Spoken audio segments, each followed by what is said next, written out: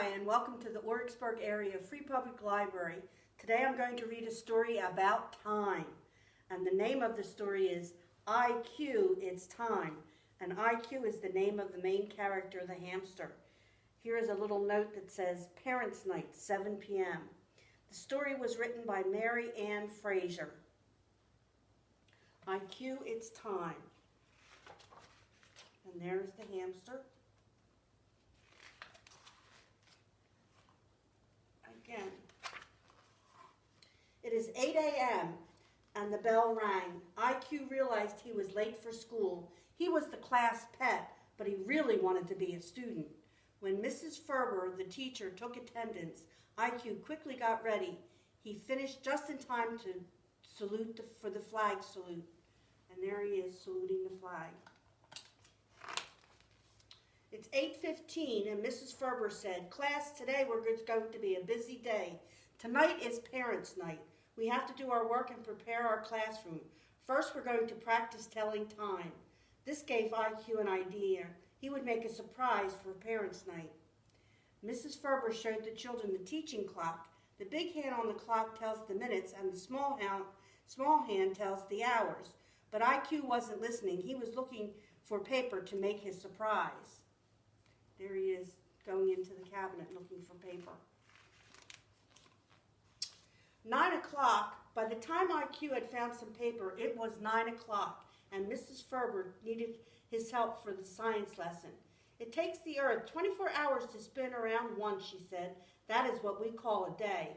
IQ helped show how the earth spins. Then he showed how the moon spins around the earth. By the end of the lesson, IQ's head was spinning too. He got some scissors to cut his piece of paper into a circle for his project. He decided a paper plate would be better, but before he could find one, it was 10 o'clock, time for recess. Mrs. Ferber passed out jump ropes. IQ's was too big. Stephanie gave him one that was more his size. At 10:30, Mrs. Ferber said, we're going to make some name cards, so tonight your parents will know where you sit. IQ wanted to make sure the parents knew where he sat, too.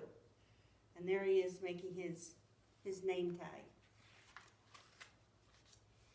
It's 11 o'clock, said Mrs. Ferber. Time for math. We're going to count by fives. The class counted together. Each number on a clock stands for 5 minutes, said Mrs. Ferber. Can you match up the minutes with the numbers? This reminded IQ that he still needed to finish his surprise for Parents' Night.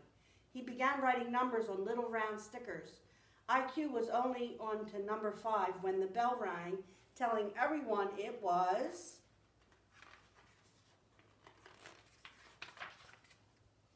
12 noon, lunch, thought IQ. He stood in line in the cafeteria and Mr. Cook gave him a bowl of macaroni and cheese, IQ's favorite. He was careful to save the paper plate for his project. When he was done eating, IQ joined in a game of dodgeball. He had to dodge balls and feet. Mrs. Fields, the yard monitor, blew the whistle just in time. Back in the classroom, Mrs. Ferber said, what time is it? IQ looked at the clock on the wall. The big hand was on the 12 and the small hand was on the 1. 1 o'clock. He had 6 more hours to finish his surprise.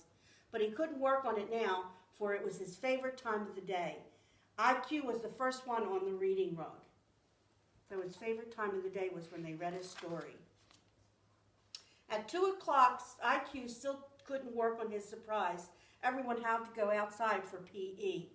Mr. Jagger, the PE teacher, said, everyone line up.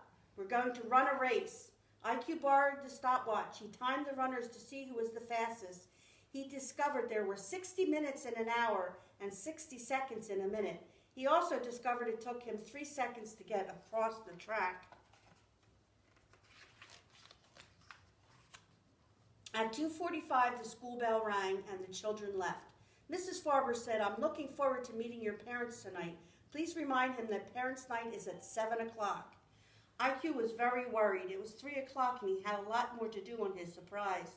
The parents would be there in only 4 more hours. He had just started to work on his project when Mrs. Ferber asked for his help. By 4 o'clock, they had finished hanging up all the students' work on the bulletin board and decorated the room.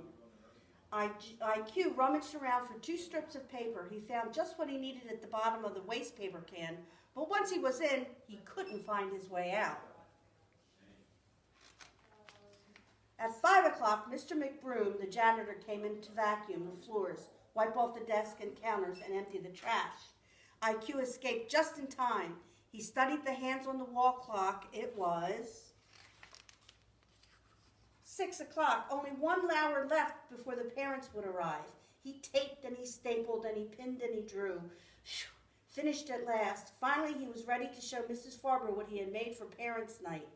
"Oh, IQ," she cried, "it's perfect."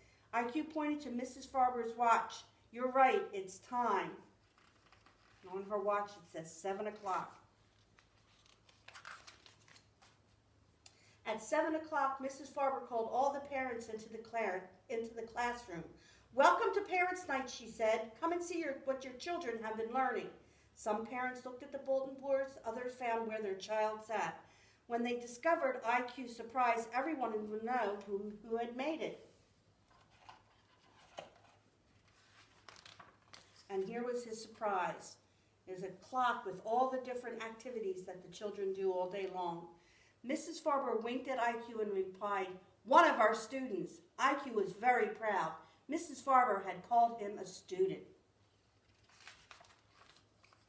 At 8 o'clock, all the parents had left, and Mrs. Farber turned out the lights. IQ yawned. Even though he could not see the clock in the dark, he knew exactly what time it was. It was time for bed. And that's IQ, it's time. Thanks for listening to the story, and what time is it at your house?